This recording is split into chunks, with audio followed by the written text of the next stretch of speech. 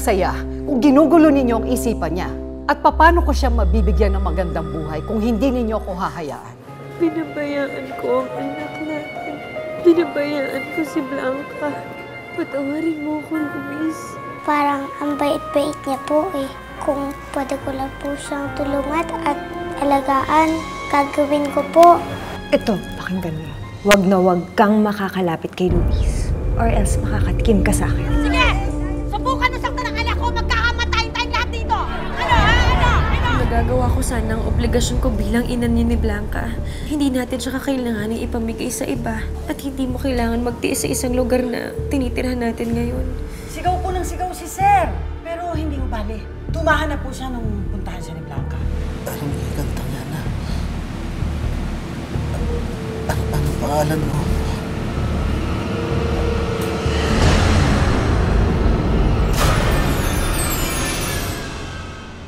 Anong pangalan mo?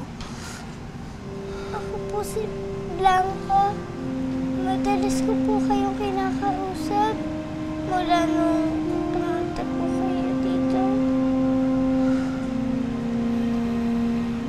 Hindi niyo po ba ako natatandaan?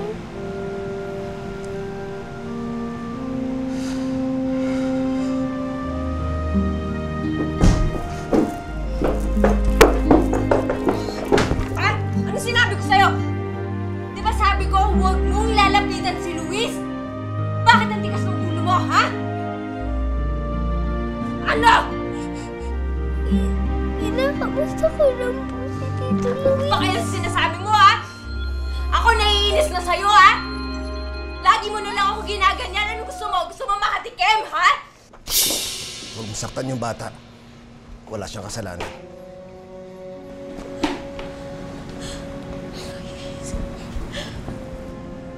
Luis!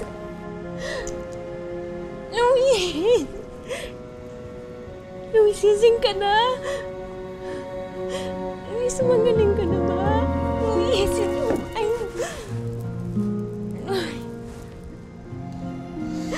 Luis, ang tagal ka na inintay.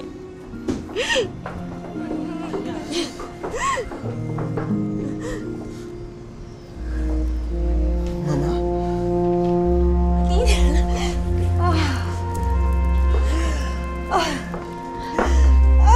Salamat po, anak ko! Anak ko, Diyos ko, salamat po. Salamat, dinidig ng Diyos ang dasal ko. Luis, kanina lang, nung umalis kami, tulala ka. Bakit ngayon ang galing-galing mo na? Bakit ka gumaling? Mama, para ako nagising sa isang bangungot. Nagising ako nung kinantahan ako ni Blanca. Sa kanya kayo magpasalamat. Nasaan si Blanca? Blanca?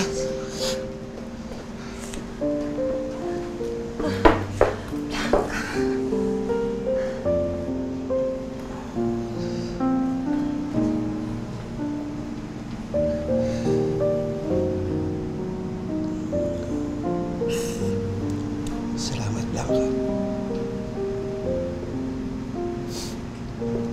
Salamat.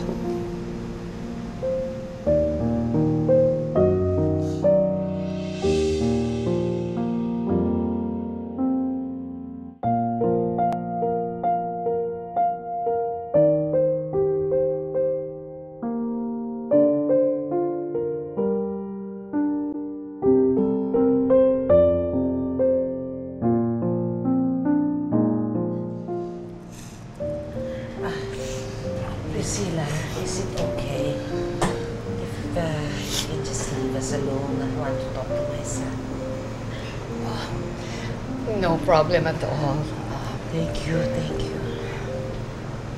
Blanca.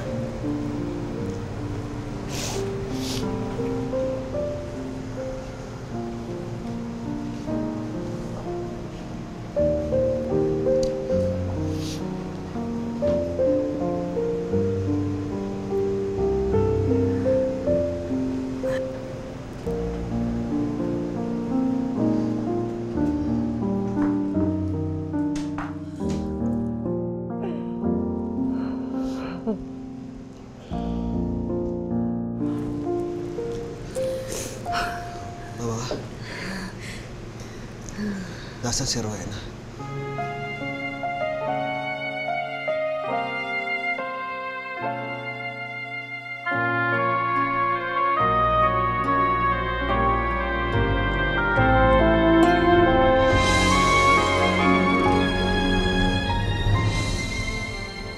Nasaan ka na ba, Luis?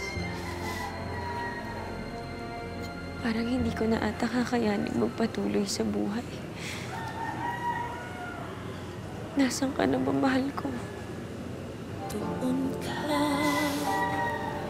dito ako, hindi magkatagpo.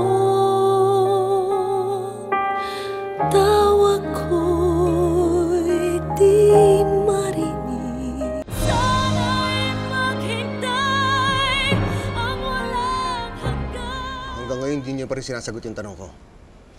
Nasaan si Rowena? Ano ginagawa natin sa mansyon to?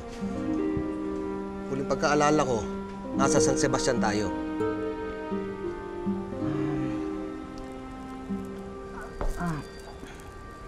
Luis, ikaw ba wala ka talagang naaalala? Ano ba kasi nangyari sa'yo? Bigla ka na lang nawala. Naalala ko, sumugod ako sa gubat. Para hanapin lumapastangan kay Rowena. Ha? Anak, nakita niyo ba yung tao na yun? Mama, hindi siya tao. Isa siyang engkanto. Babayaran mo na! Totoo sinasabi ni Rowena, may engkanto. Napakalakas niya. Nilabanan ko siya. Buti na lang tumakas ako. Kundi patay na rin ako ngayon. Kailangan ko makita si Rowena. Nasaan na siya? Kailangan makita mag-ina ko. Anak, umupo ka muna. Sandali, please. Upo ka muna. Upo ka lang.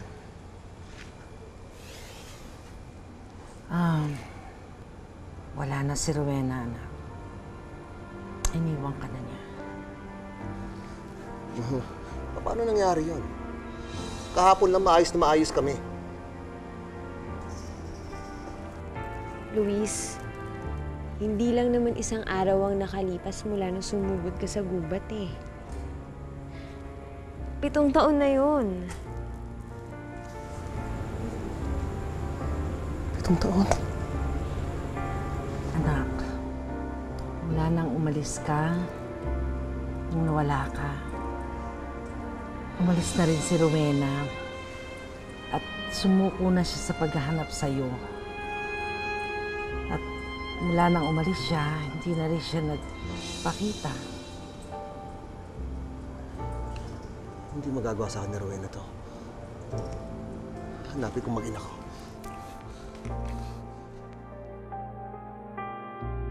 Pagod na nanginginig, baka magtampo. Akala ko, kaya kong tumayong magulang sa mga anak natin. Pero hindi pala.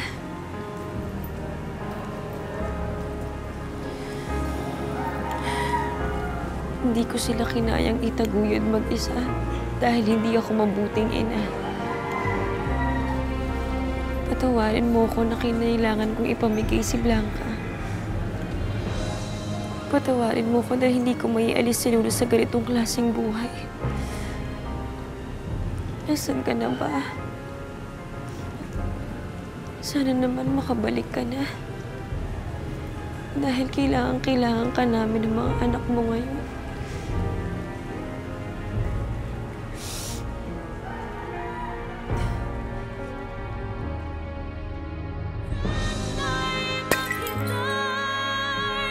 Ang walang hanggan, sanang iyong paglingap ay muli kong matikman.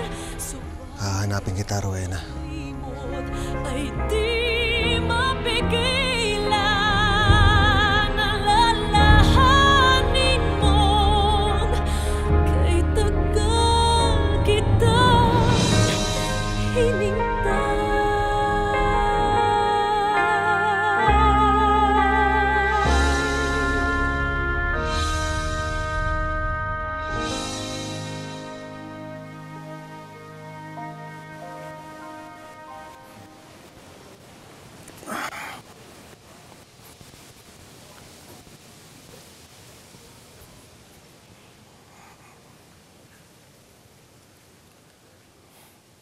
Good morning, Blanca. Ay, kayo po pala, Tito. Magandang umaga din po. Kamusta na po yung pakiramdam nyo? Mabuti naman. Salamat sa'yo. Ha? Wala naman po akong ginawa eh. Kinantahan ko lang po kayo. Hindi ko nga po alam kung paano nakatulong yun. Malaking bagay yon. Nagising ang diwa ko nung narinig ko yung kanta mo. Dahil espesyal sa akin yung kantang yon. Blanca, matanong kita, saan mo ba natutunan yung kantang yon? Natutunan ko po yun. Kasi kinakanta po yun ng nanay ko sa kapatid ko nung maliit pa po kami. Nasaan siya? Bakit hindi mo siya kasama? Nasaan ang tunay mong nanay?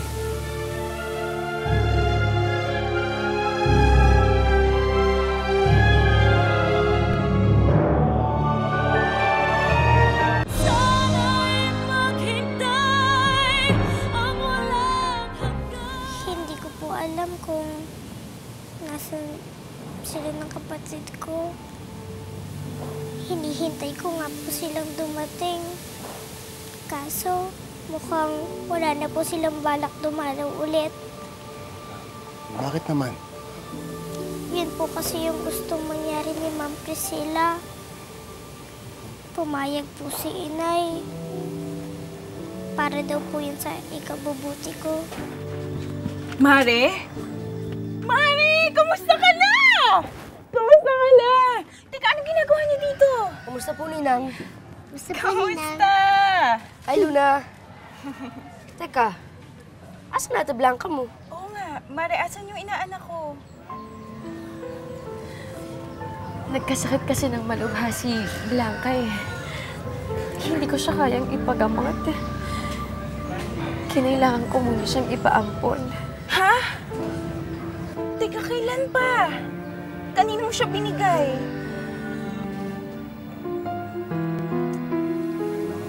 Blanca, huwag ka malungkot, ha?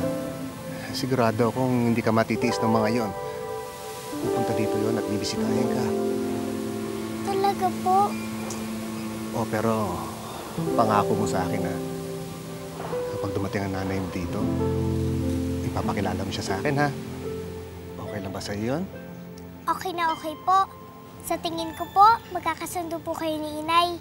Kasi pareho po kayong mabait.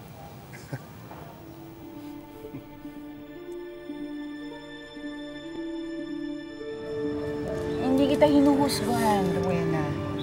Kasi alam mo kung ako yung nasa sitwasyon mo, uunahin ko rin yung kapakanan ni Toti eh. Ipapaampon niyo ako, Nay? Sino may sabing pwede kang sumabat sa mga usapan na matatanda? Ha? Sige na, may pag-uusapan muna kami. Doon na muna kayo. Sige na. Sige na. Tara, Luna. Doon tayo sa bahay ni Carlo.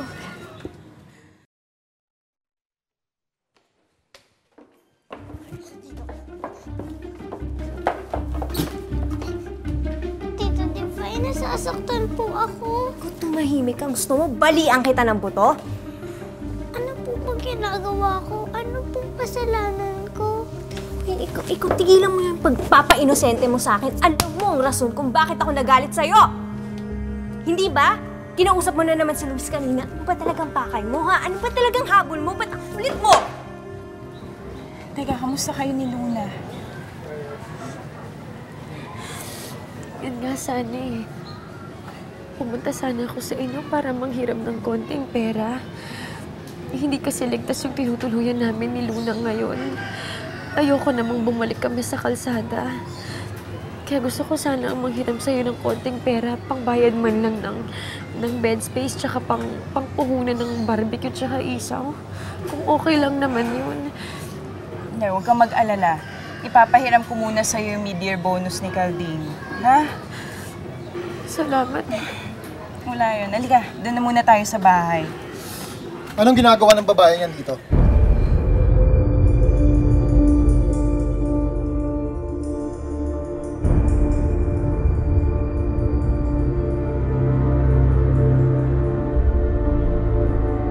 Sana'y maghintay ang walang hanggan. Halika nga dito. Bakit? Talaga bang hindi mo kami tatantanan, Rowena? Umalis ka na. Wala kaming maitutulong sa'yo. Garding, ano ba? Hindi ko pwedeng pabayaan yan. Paano yung anak niya? Huwag mo akong kalabanin, Garding. Marieta. Kapag nalaman ko na pinapautang mo tong babae to, mas lalo kang masasaktan sa akin. Kinakaibigan ko lang naman po siya. Pinakaibigan mo nga. Makinig ka nga sa akin lang. Ayoko na sinasalag mo ko. Huwag mong kakausapin si Luis dahil hindi mo alam kung ano ang klaseng kalaban. Itatak mo yun sa ukotin. Itatak! Ano? That's enough! That's enough, Divine.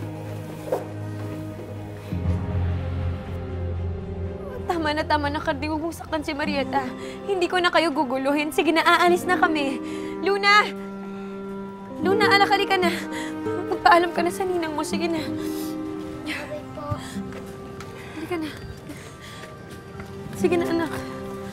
Mari, pasensya ka na. Lahat po kayo umiiyak. Halika na. Bakit ba pinag-iinitan niya ang batang yan?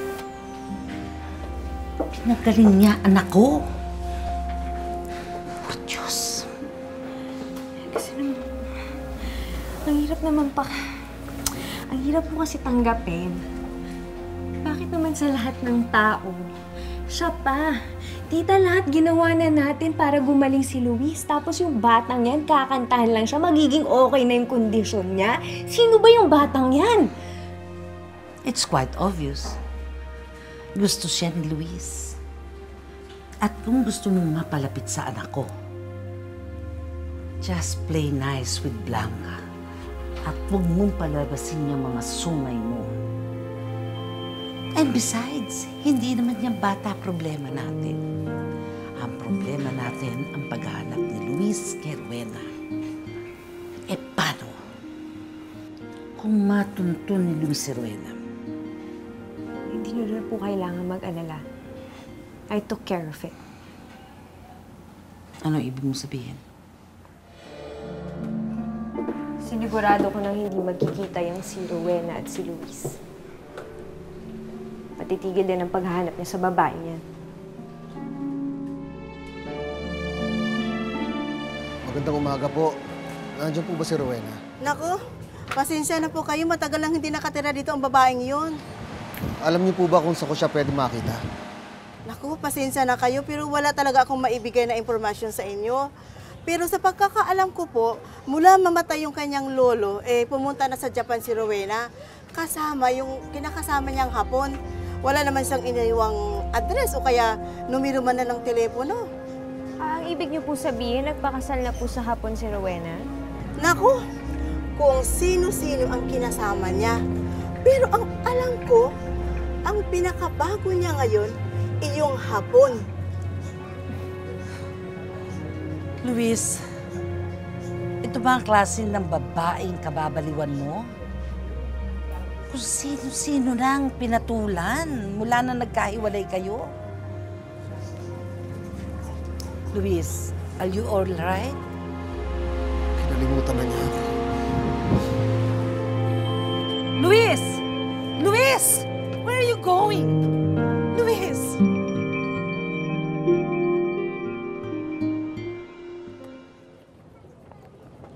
Magaling ka.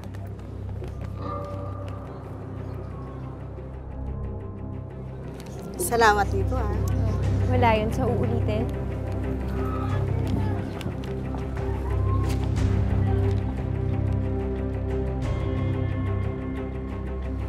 Luis, wait for me!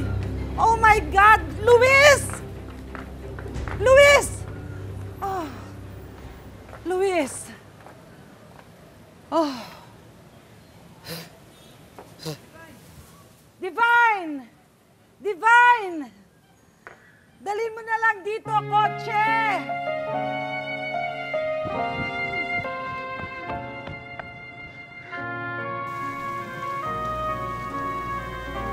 Luis, buntis ako. Rowena, pakasalan mo ako. Bigyan natin ako.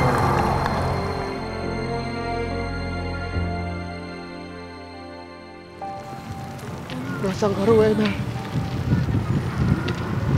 ka ng anak natin. Ano pa silbi ng buhay ko kung wala kayo?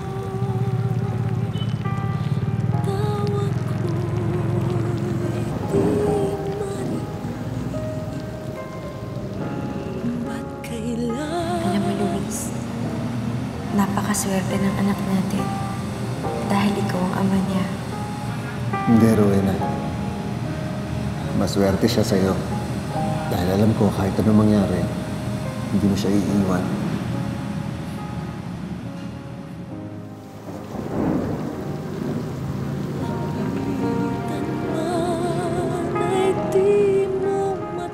Nay, saan po tayo pupunta? Babalik po ba tayo dun sa tinutuluyan natin? Hindi ko alam, anak. Parang hindi na ata tayo makakaahon sa mga problema natin. Wala na tayong matatakbuhan para hingan ng tulong. Parang wala na yata tayong pag-asa. Nay, huwag niyo po sabihin yan. Kaya po natin to. Huwag po tayo susuko.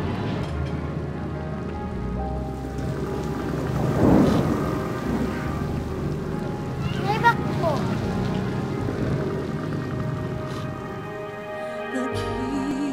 Naghihintay ang labi kong uhaw. Handog nito'y ligaya, di mapapatayan. Sayang na pagmamahal, parang hangin lamang sa iyo'y nagdaan.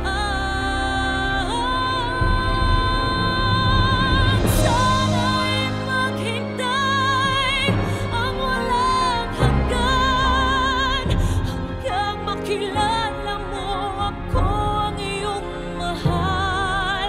Baka kung matutuhan kita'y kalimutan, baka pangako ko'y dumating sa kailanman. Buisit kang bata ka. Ubus na pasensya ko sa'yo. Manda ka sa akin.